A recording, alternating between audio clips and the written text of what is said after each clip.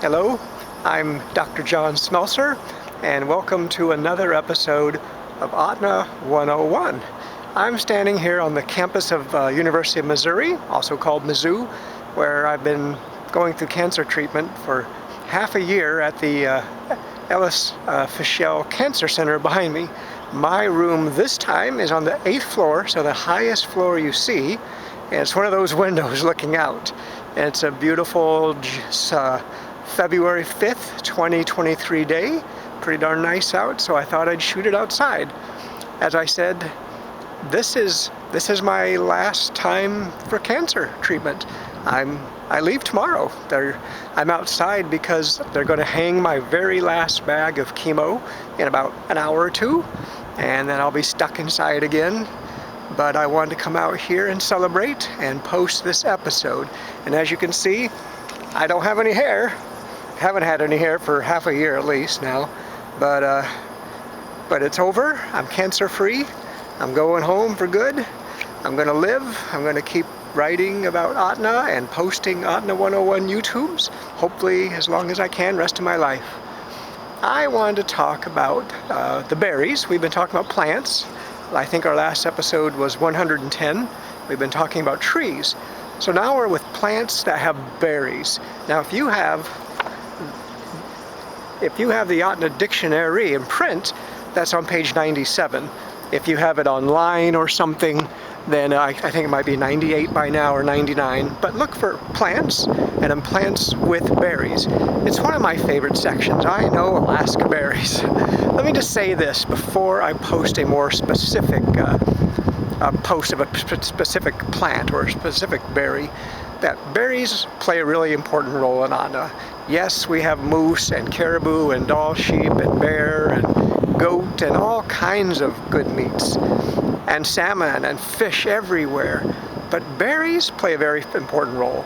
As you know, a lot of berries, like blueberries, are super healthy, super high in antioxidants, and we eat those by the bucket. So we've been a very healthy people most of our life.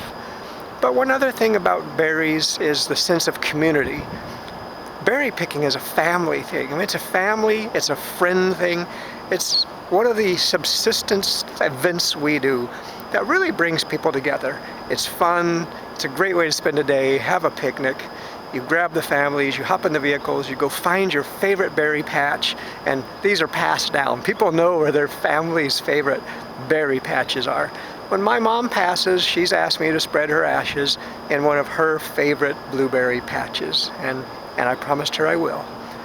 And you know, when we spend the day doing this, but because it's fall usually, and we're up there picking berries, so do bears, black bears, grizzly bears.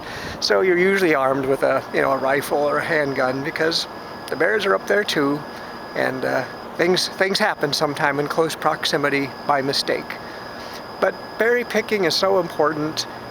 You know, there's a lot of berries that you would think of: blueberries, cranberries, the rose hips. You can go buy rose hips right now that have been made into vitamin C tablets because they're really high in vitamin C. All berries are, but rose hips are extremely high in vitamin C. Again, we've been a very healthy people because of all this wonderful food around us. But I have so many memories of my life, my whole life, from as long as I was old enough to walk and pluck my own berries. I've been picking berries with my family and my extended family and my grandma. My daughter Zara, I have pictures of her at not even one, barely sitting up in the middle of a blueberry patch, reaching out and plucking, her blueberries. I trained my dogs to eat blueberries. They would watch us eating, plucking blueberries and eating them, and they would start to nibble them with their front teeth very gently, hook around them and pull them off without getting leaves. They would eat all the blueberries they want. It was just funny.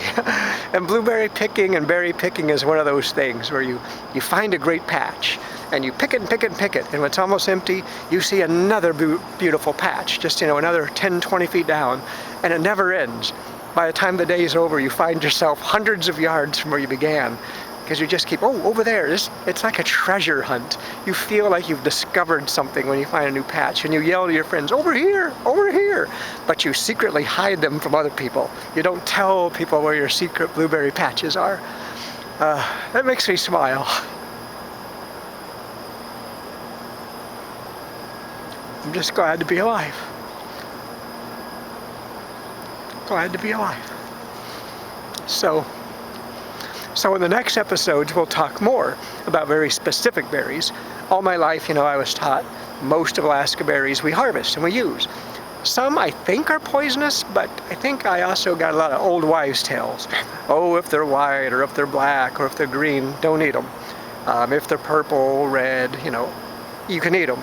But that's not entirely true. So we'll learn a little bit more about what we do with every specific berry. Some we don't really eat, but we do other things with.